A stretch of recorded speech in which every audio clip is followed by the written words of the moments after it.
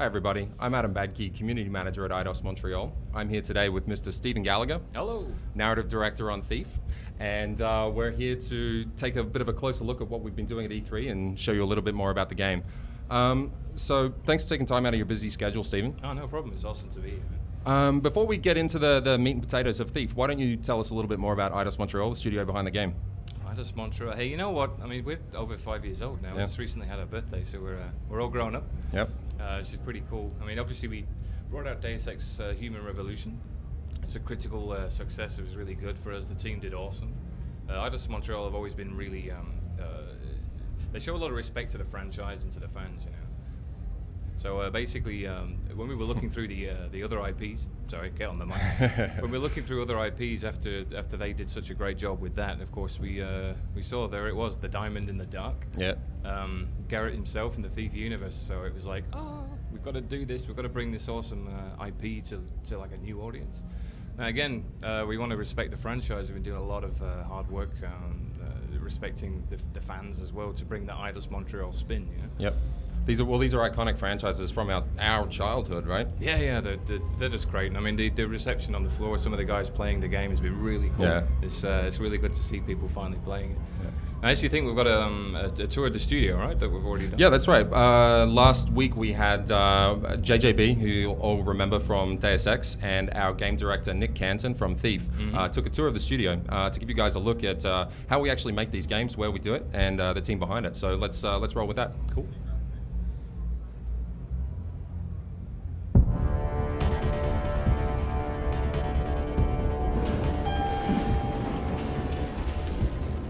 Hey, what are you doing in my elevator?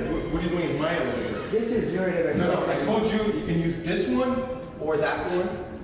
But look, that's my guy. Yeah, that's you. Yeah, okay, that's cool.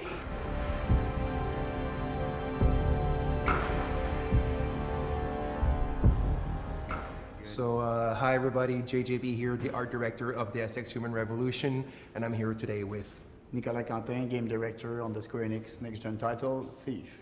So what we're going to do today is we're going to take you around the studio, have a quick little tour, show you the different departments, how games are made, how they begin and how they end and what happens in between, and hopefully have a lot of fun in the meantime. Yeah, so let's go. Let's do it. So you can see there's a lot of the awards and nominations that Deus Ex had in the past. We also have a statue of Lara Croft here. To kind of like when people get in, they see it. So why don't we go look at some of the awards that the studio has been winning in the past year since its inception.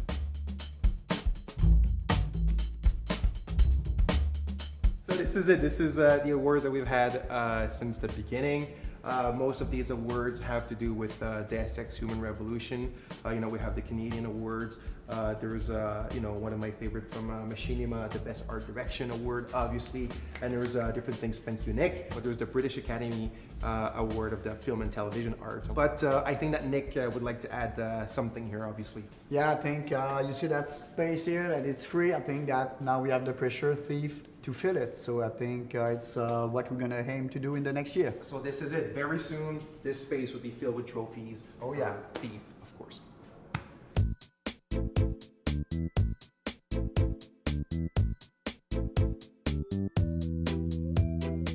All right, so now we are in the Thief section. So obviously I'm gonna let Nick do his stuff because this is his game, this is his project. But just a funny little thing, this is where Deus Ex used to be when we used to develop the game.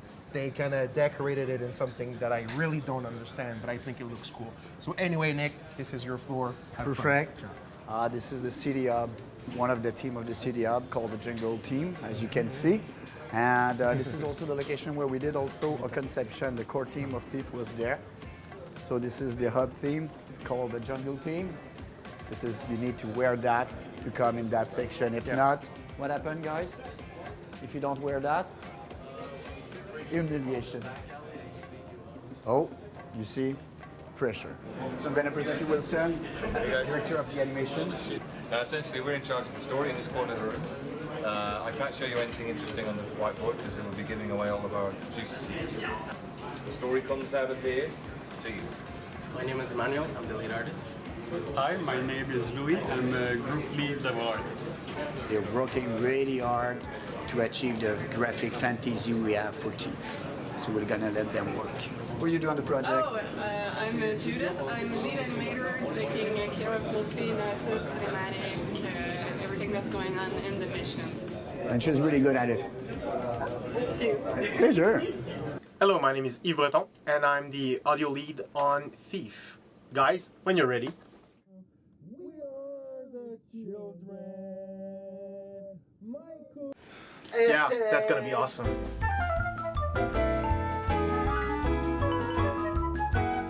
Alright guys, so now as you can see we're in the swag room. I'm currently the Eidos Christmas tree. I'm holding all sorts of goodies because this is where Jonathan, he's the guy who takes care of the operations and he's one of the coolest guys here. So this is where he works. I mean, that's not where he works, but it's one of his rooms, obviously. Private room, because we don't have access. Nobody has access to this room. There's all the T-shirts, all the bags that we've been. Stickers. The stickers. We like stickers. There's even the books. The Deus Ex books are there. There's even all those the Deus Ex figurines in the back. I didn't know we had some of those left.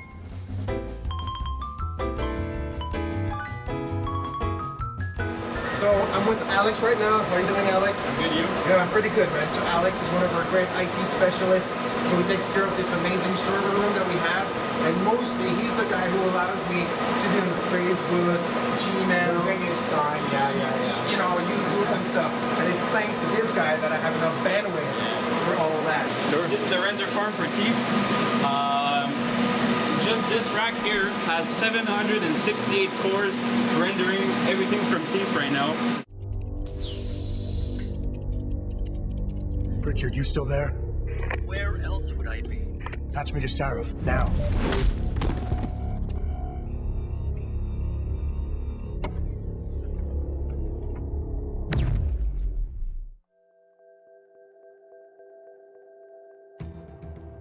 So here, what you're gonna see, guys, soon is our QA department. Is the world famous, Square Enix, Eidos Montreal game testing QA department. They're working with non-Thief and they're helping us to really reach a better quality and to have a better game at the end. So it's really essential to have them.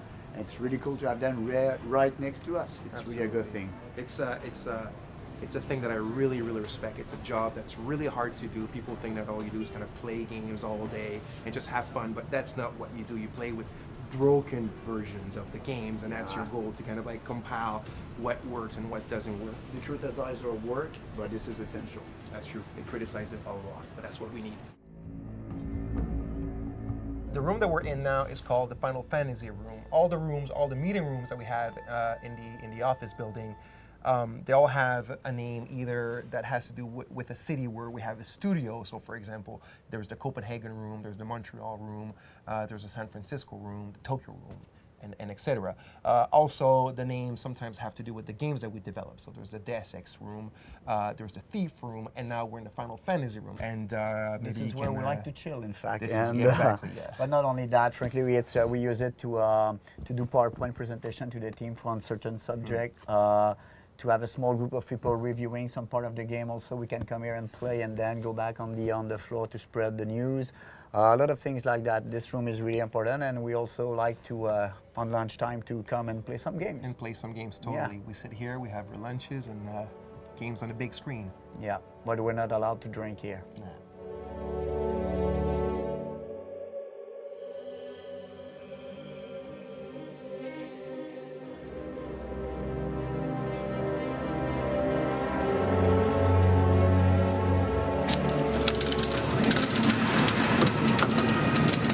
Why are you guys here when I'm playing my game? Well, I'm doing it's okay, it's all good. Welcome to the main cafeteria of Eidos Montreal. So there's arcades, we have a pool table, there's sections with couches, consoles, television, for people to chill, take a little break.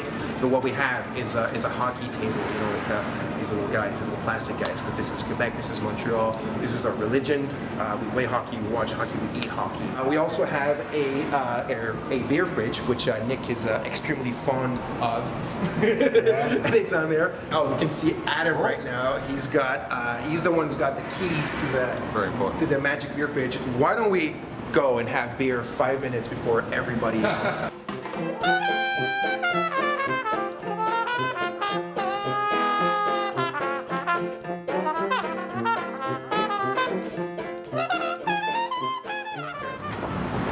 All right, guys, so this is it for now. I hope you enjoyed the tour of the studio. I hope you enjoyed what you saw. Hopefully there were things that you've never seen before that you understand a little bit better. And this is it, right? Yeah, on my side I have to go back to work on Thief to deliver it on time. So I hope you enjoyed the visit and see you soon. Go work on Thief.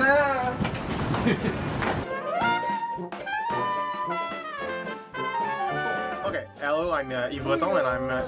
no. Dude, okay. Teeth. Yeah, teeth. With a big T. T. I work on Take teeth. 3. It's the search for the missing H. Yeah, okay. I'm Nicolas Cantin, the game director of the next AAA next-gen title, Steve. Je me suis fourré. Thank you. You're welcome.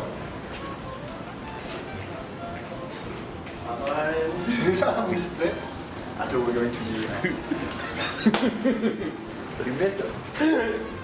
Follow me. Follow me. You have 20 cents? You have a coin? I'm out, man. My mom only gave me 50 cents, man.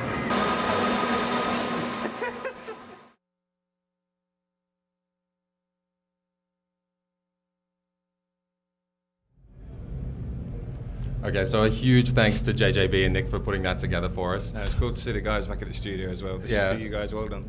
Excellent. Coming up next, we're going to take a look at the Thief CG announcement trailer. Now, this originally aired in April, the beginning of April, and it takes us into the world of Garrett and the city and introduces us to the character and his universe. So why don't we roll that?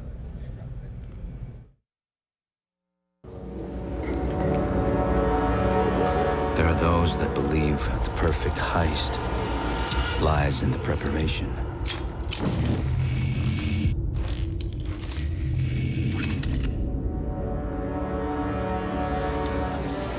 Some say that it's all in the timing, seizing the right opportunity.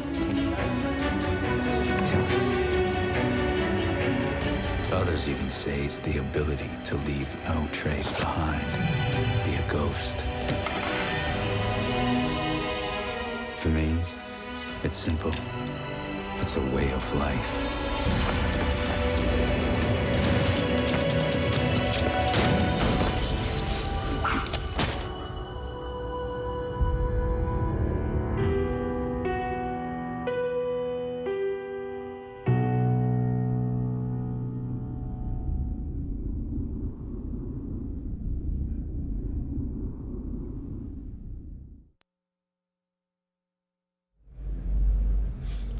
Very cool. Yeah, the fantasy of being a master thief. Huh? Yeah, no kidding. Cool. So why don't you tell us, now that we've seen that, Stephen, why don't you tell us a little bit more about the reinvention of Thief by Eidos Montreal and a little bit more about Garrett? Yeah, I mean, Thief's a loved franchise, right? It goes back to 1998 when it first came out. Right. I mean, from our point of view, you can think of it like a reinvention of the classic Thief. Right. It's not a sequel, it's not a prequel. We spent a lot of time looking at what lies at the core of the original license to keep an essence of that Thief. The DNA, right? Yeah. It was really important to us. And it's worked out really well, you know. It's a beloved IP, and we want to treat it with the respect where it deserves. Now, we've made some additions and changes to the gameplay, of course, for like a modern audience, but with the reaction as well, so seeing what's going on at E3, I think it's a great job. It's been overwhelmingly positive. It's been absolutely amazing to finally see the game in people's hands, right? It's been a long time. It's really cool to, you know, we make this thing for the fans to play, and it's just really cool to see it out there finally. So speaking of Garrett, why don't we take a look at the Garrett the Master Thief trailer, which just debuted very recently. It will show us a little bit more about Garrett himself.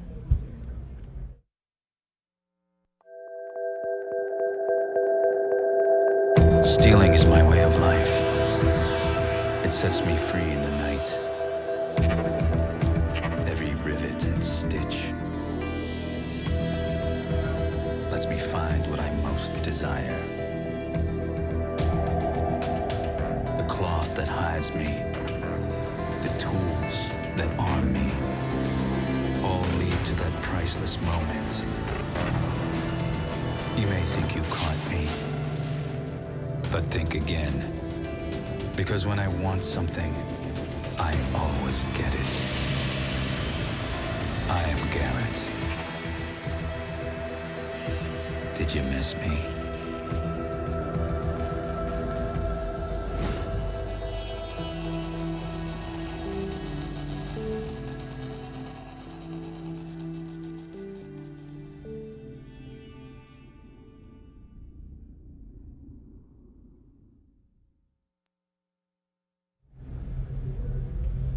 Okay, so some of you at home might be familiar with our Ask Eidos Montreal podcast video season that we've been putting out. I went behind the scenes with Stephen at the studio last week, and we shot a brand new video all about the story and the narrative to give you guys a deeper look at what's going on with Thief. So right here for E3, we're going to debut that live for you, give you an early sneak peek of the video and what to expect.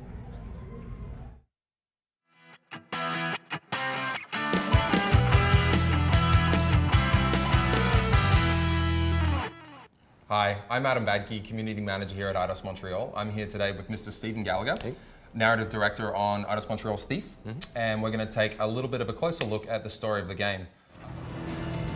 You may think you caught me, but think again.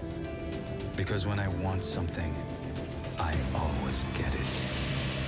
When you guys sat down to put pen to paper, what were your original inspirations? The biggest driving inspiration I feel was that when you have a character as complex as Garrett, finding a position to put him in and seeing how he can react to that was the biggest inspiration. So at the beginning of the project, I spent a lot of time involved with the animation side. So kind of thinking about how Garrett would perform, how he would act, how he would think.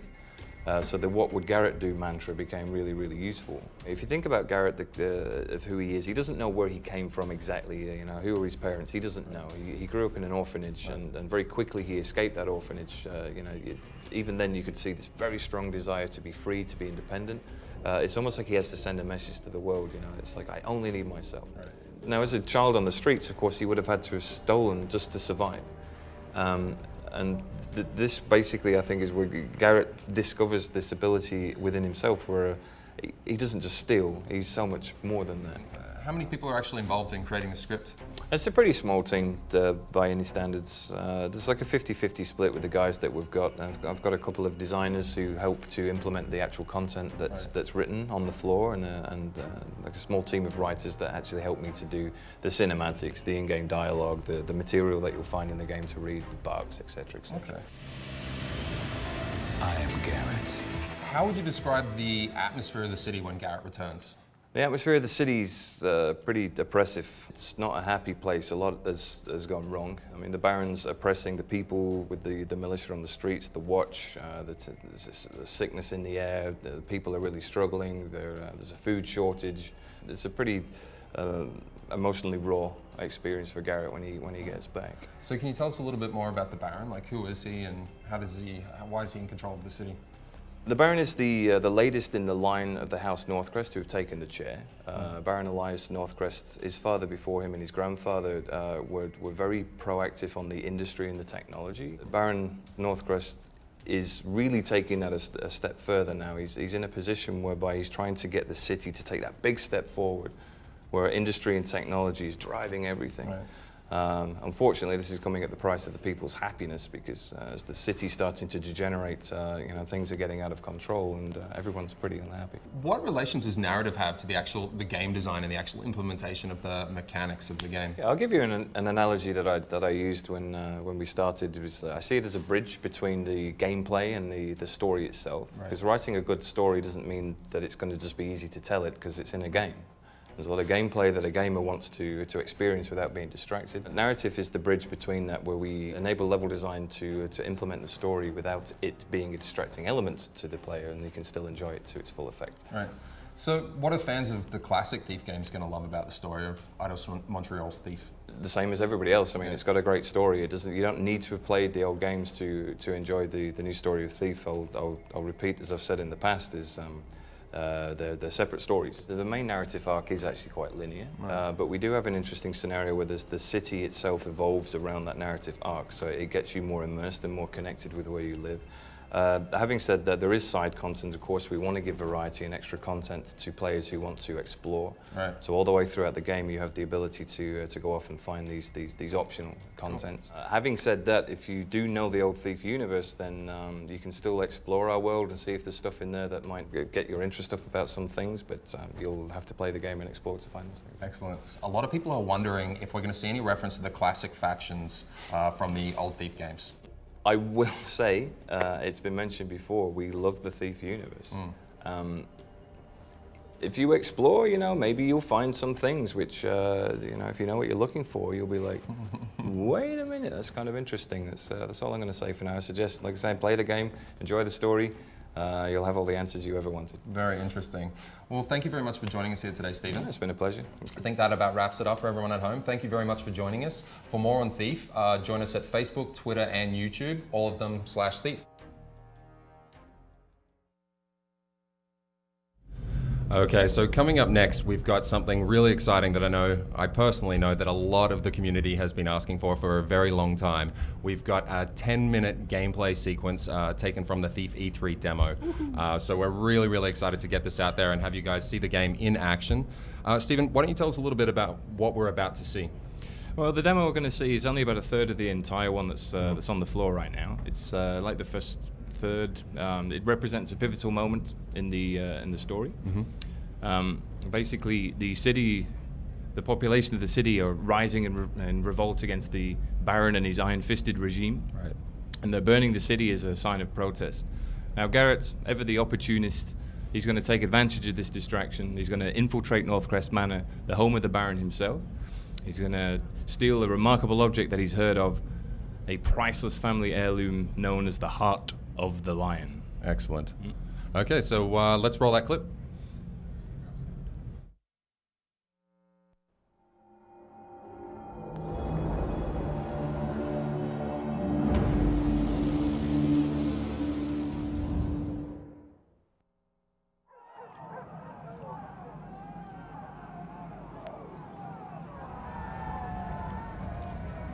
The city riots are out of control. Seems the poor and the sick are tired of their iron leader and his future promises. A useful distraction. Northcrest Manor. Someone in here rests the Baron's precious heirloom. The Heart of the Lion. I don't know what it looks like, but I do know it's priceless. Eyes on me! You're here to stop that mob reaching the Baron. If those scum break through the gates of Northcrest, that's where they'll fall. Stand firm and Northcrest holds tonight.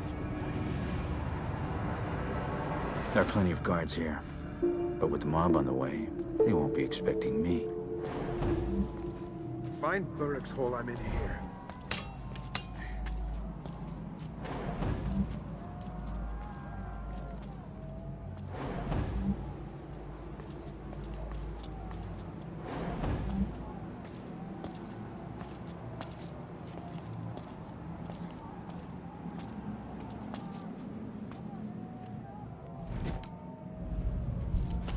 So tell us a little bit about what we're seeing here, guys.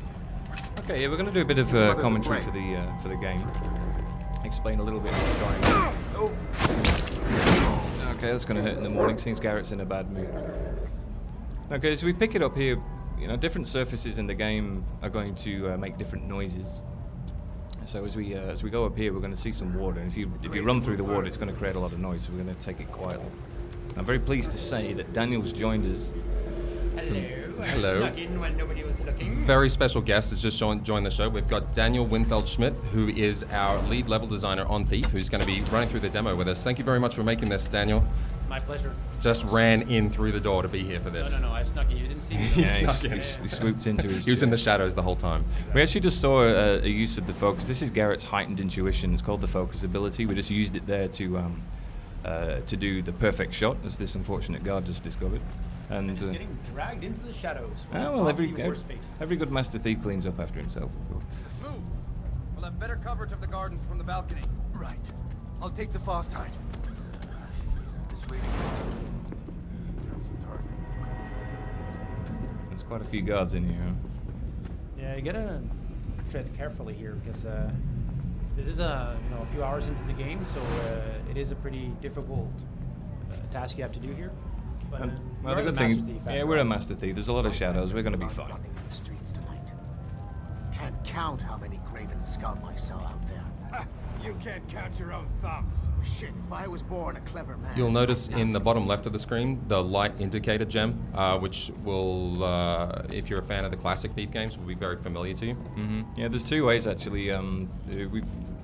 we can see later on there's an effect around the edge of the screen that shows you that you're concealed from view, as well as the light shadow spheres you see.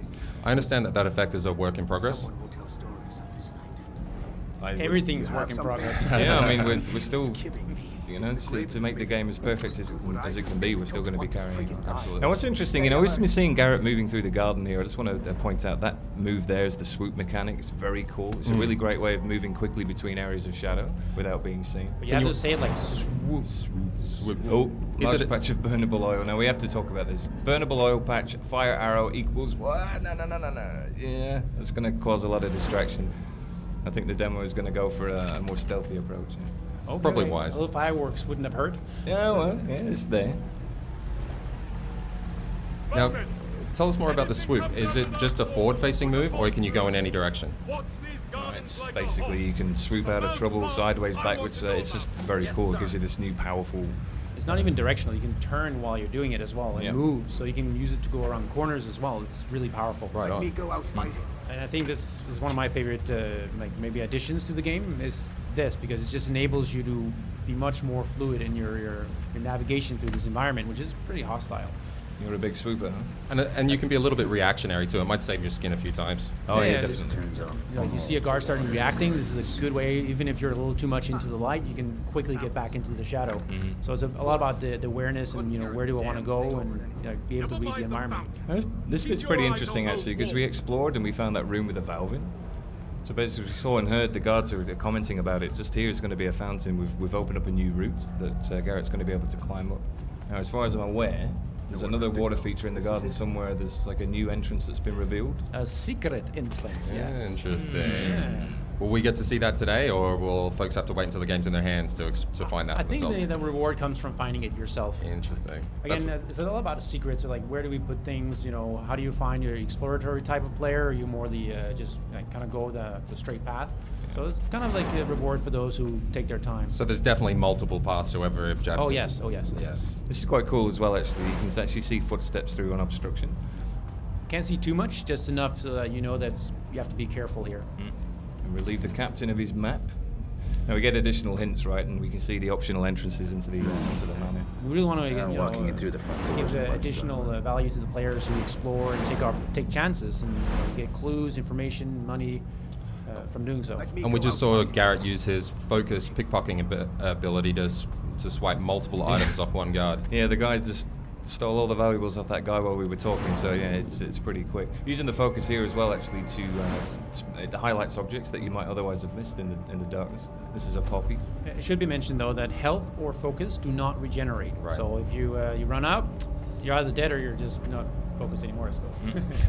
Now, for our hardcore community, which I know there is a lot of people who are huge fans of the classic gameplay in the classic Thief games, is focus optional? So it is exactly that. It's completely optional. If you want to, you can disable it completely, and the game is. You can disable it. You can disable it completely, so you will not have to use focus at all. It is a player fallback tool. You know, the exact where you click the button is still something we're working on, but it could be even at the beginning of the game before you start playing. It's like I don't want to play with focus. I want to play old school mode or whatever we end up calling it, and you know, enjoy the experience. Let me just tell you, made a lot of our fans very happy. Our hardcore Thief fans. Well, here's something else that'll make them happy. Controlling light's pretty important, of course. So using a water arrow here, we're going to be able to extinguish the torch and create a shadow path. Yes, we renamed it to Water Arrow. We've got to be careful though, because abrupt changes in the environment will still attract their attention. But So, tell us a little bit about the AI and how their attention is attracted. Did you guys notice the next gen dog? Hey, that's true, right there. very, That's how very you know cool. Thief is next gen. It has dogs. Actually, we were talking about options before. You'll see the red icons above the enemies' heads here. It's a really easy way for players to see that they're aggressive, but you can switch this off as well for a completely immersive experience if you want. If you're more like to listening to the cues and look at the body reactions, you know, it's a more, you need to be more immersed to really get all the signs, but it's completely doable, and personally I play it without all the additional help. I think I'm going to definitely play through like that as well. Maybe the first time with focus turned on, just in case. Just the first few levels. Just in Yeah, case. yeah. What's interesting, we talked before about the optional entrances, where Garrett was just looking. Near the top of the house is you can get directly into the attic. It's a really cool way of getting in, but I think we're actually going to go a different way here. I think after E3 in the months coming, we'll be showing some alternate routes through this section, so fans will get a sneak peek. Yeah, there's multiple ways of approaching all the Thief levels. It's something that's really important to us. You also notice here they actually went back and relit the light. So we were chatting earlier before, Dan, you were telling me about the AI. It's systemic and adaptive. It'll actually adapt to the environment. Like the light is one example. Is there any other examples of how the AI will adapt to what's going on around them? So it has to make sense in what the player sees and does and so on. So in this case, they heard something that's very disturbing. They were just, agitated, so they will go into a very alerted state, making assumptions. In this case, they're making the assumptions that the revolting, the riots outside, they are the cause, and they're gonna, start investigating to make sure that everything clean. It might have been a cat, whatever. So there's a lot of things that they can do depending on the circumstances. Might have been a cat, might have been a next-gen dog. Exactly. Just did a little bit of lockpicking there as well. He used the focus a bit to speed it up and reduce his chance of being caught. And here we are, alone at last. You finally made it into the manor.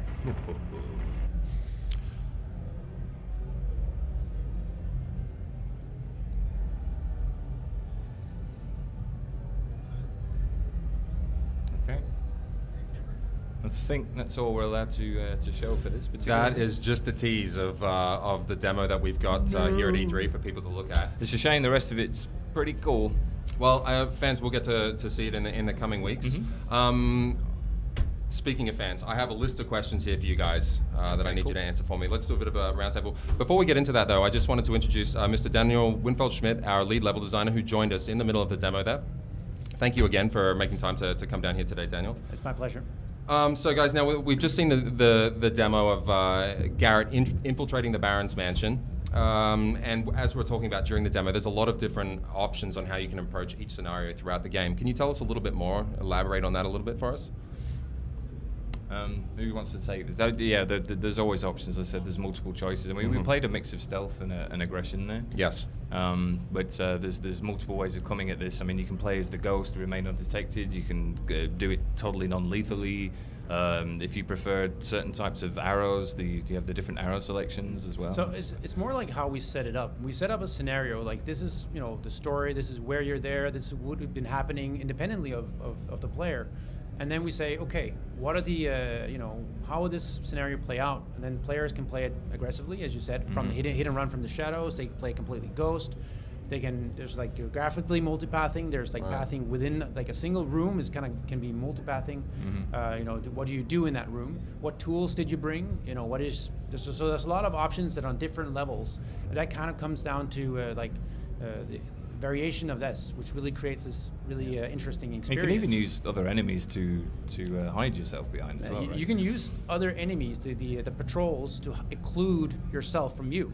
So if they have a patrol that goes in front of somebody else, if you just align them to the line of sight, you could actually follow behind them. That's awesome. This is when you get, you start mastering the game. This is when you see opportunities like that, and we actually have that. That whole cat and mouse thing can be really, really rewarding. But it's when you really start getting a hang of the game that you'll pick up these really powerful ways of playing. Okay, so community challenge. Accepted. Challenge accepted. Yeah, do it. So one thing that we've definitely talked about before is that Garrett is not a killing machine. That being said, there is a combat element to this game. Can you shed a little bit of light on this for the fans at home? How does combat work? What role does it play in the game? So I'll take this one. All right. So there's been some confusion sometimes, but what focus combat is and what melee combat is. Right. And for us, it's two completely different things. Okay. Because if you disabled focus abilities, you wouldn't have access to the focus combat at all. Okay. So it's something you manually activate to gain an advantage in combat. Okay. But if you don't have that, or you don't use it, or you don't have resources to do it, that means you have the basic melee combat, which is like a parry attack kind of system, a very simple one. And it's to last option kind of, you're in a corner, there's like it's one guard, maybe two, okay, I'll try to defend myself. Right. Your health doesn't regenerate, you're gonna run out of options pretty quickly, so you have to make the best of it. But you won't really want to use this for an aggressive approach. So this is something that fans of the classic games will be quite familiar, the classic combat style.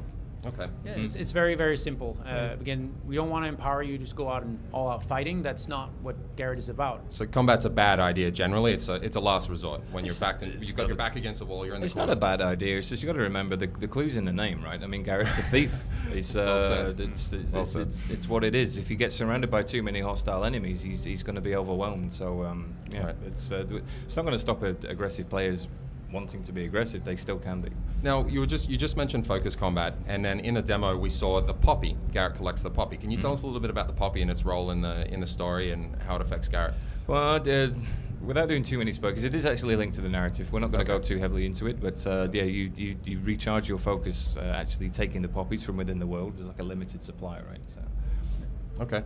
Now, when you say limited supply, does Garrett's health or his focus, does it ever regenerate?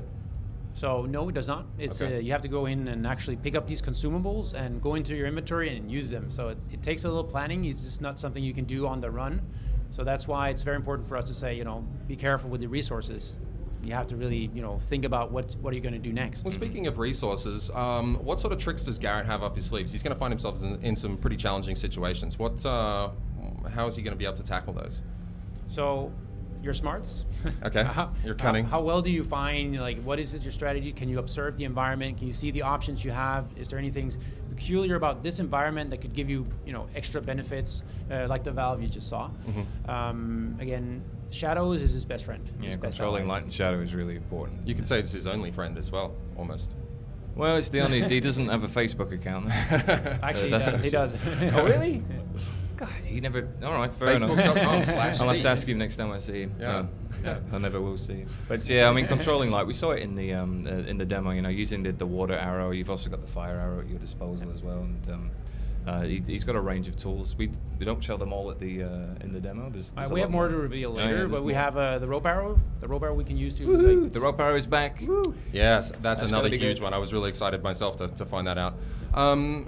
Guys, in the demo, we're infiltrating the Baron's manor. Who is this Baron guy? Why are we infiltrating his manor? He's a lovely gentleman. No, he's now the Baron, he's the latest in his line. It was mentioned before. He's basically he has this dream to propel the city into this new age of industry, but he's doing it at the price of the people. He's I can't swear here right now, but a lot of the civilians would.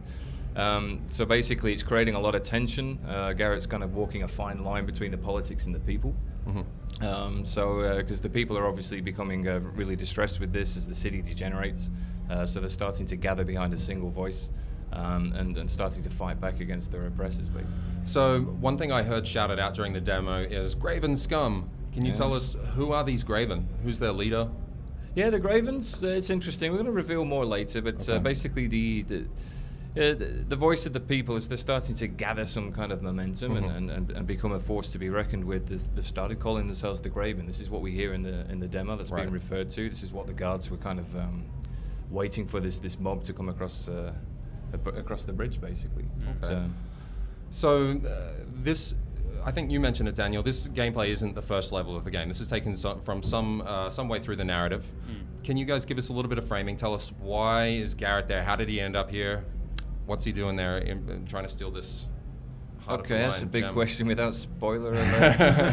As best you can. I have to ask. Well, he is an opportunist, opportunist. Yeah, opportunist. Right.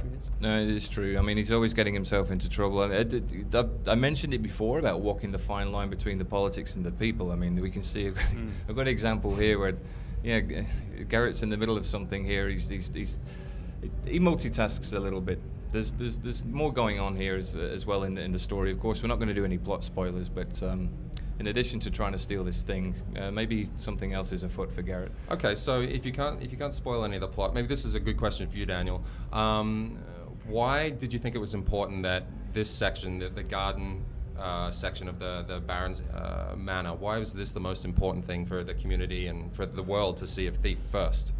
I think it shows a lot about. We're not trying to make. It's not a linear experience. Right. It's a lot about the tools. It shows a lot of. So later in the game, you have more options and tools and stuff like that. So that's one of the reasons. I think it shows that the game can be quite difficult if you try to play it in a very aggressive manner. Right. And that's also something we wanted to get across, because there are a lot of people who were concerned it was just going to make it. You just go in and shoot, and it's never going to be like you need to stick to the shadows. So that's a very, very important point for us to make. There are some people that are concerned, and I think we rectified it now. We got a lot of feedback here at E3 where people were like, oh, they just try to run through and like shoot guards in the head. And I admit I tried myself just to see what would happen and died almost instantly. Like, it's a very challenging experience. So naturally the balancing, this is a pre-alpha build, so it's just like work in progress. There's a lot of things we want to improve on and make better. We're perfectionists. I think it's, but I think that where we're at now is a really good stage to show the intention, and then show that naturally there are going to be difficulty levels. You can make it, set it on easy or whatever. But I think the options that we show during the garden, the different tools you use, the complexity of how how we build up complexity instead of just turning up the HP of the NPCs. Right. That's a general way of increasing difficulty. We want it to be much more about the complexity of the gameplay. I actually think it's one of the best things for me is the ability to do these options. Every time I see them. Not to give the wrong impression, we're not making an impossible game, right? But you can craft your own experience. If you're the pure master thief who wants to play the ghost, for instance, you can have a heck of a challenge. Just in the garden itself, you saw that. But depending on the kind of player you are, you can switch things on and off, or if you prefer to use the focus. So if I've never played a Thief game before, I'm not much of a first-person gamer. Will Thief still appeal to me? Yeah, of course it will. I still with the gameplay, the interest, the universe looks fantastic. The story's really cool. It's you're welcome. Yeah, if you do say yourself. Garrett might not say that, but I would say. So there's a lot of way of how you want to play the game as well that makes a huge difference, right? Some people find satisfaction in clearing an area. All the guards still standing, but they're all poor now. They're all they're gonna be like stripped of all the valuables. Yeah. That kind of gives a satisfaction to some players. Other players want to make sure all the guards are taken out, and it's just like no alarms cost, but I feel good about it. And others just want to just go through it without just taking the minimum. So my curiosity gets the best of me here. So answer this as best as you can. Can you tell us a little bit more about some of the paths that we didn't see through the garden? I know we're going to show people later on, but. Let me think, Dan. It's a tricky question. Is there anything you can kind of... It's a finger-tapping, chin-stroking question. Okay. Yeah.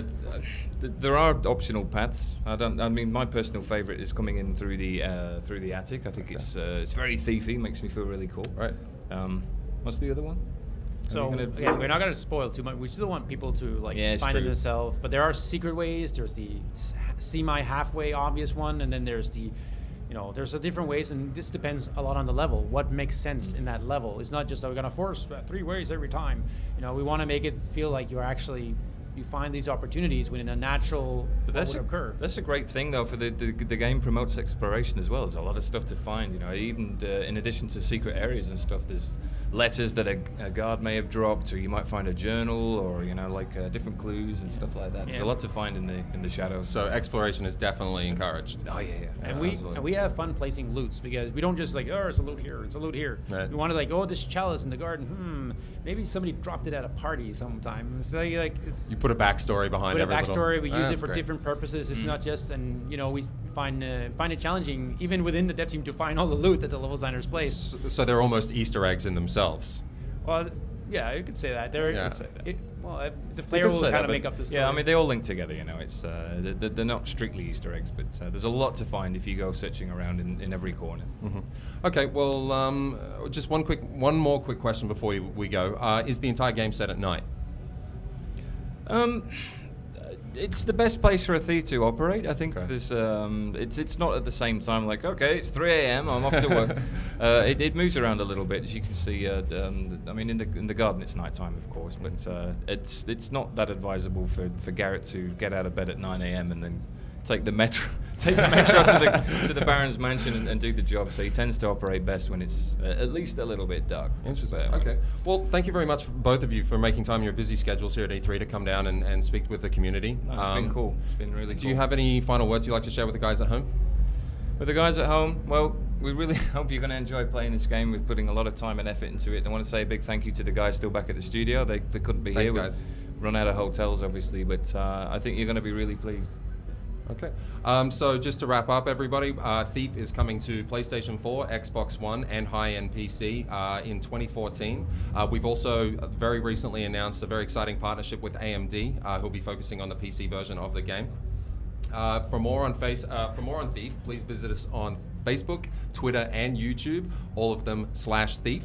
And as we head out, we've got one more thing to show you. We took a quick tour of the Square Enix booth and with game director Nicolas Cantin, including some of the out-of-bounds areas that regular people don't get to access. So why don't we roll that video and we'll show you a bit more of what's going with the show. Thank you very much for joining us, and we'll see you next year. Hi, I'm Nick Cantin, game director on Thief, working at Eidos Montreal, the studio that brought you Deus Ex Human Revolution. My role as the game director was to give the vision and to funnel the vision within the team. Also, I was the art director for the beginning of the project. What do we have at the E3 this year? Behind me, the gameplay demo of Thief. The demo is divided in 3 parts. Garrett will infiltrate the Baron's manor, will then steal the jewels, the precious loot, and then will escape the bridge that is burning. Here I want to show you something really special. We first designed our costumes and the weapon for Garrett, but then we gave it to a blacksmith. If you can see here, the bow that has been made by the real blacksmith, it was really funny to work with them. And plus, they gave us a lot of good feedback to make it really functional for the game. And also, we had some designer work with us in New York to create these real costumes, and from their work, we did some touch-up on our own model to have the final result within the game. We did study the DNA of the franchise to really respect what was a Thief game. At the same time, we did some change to the gameplay to add some new twists that we hope and we are sure that the old fans and the new fans will really appreciate.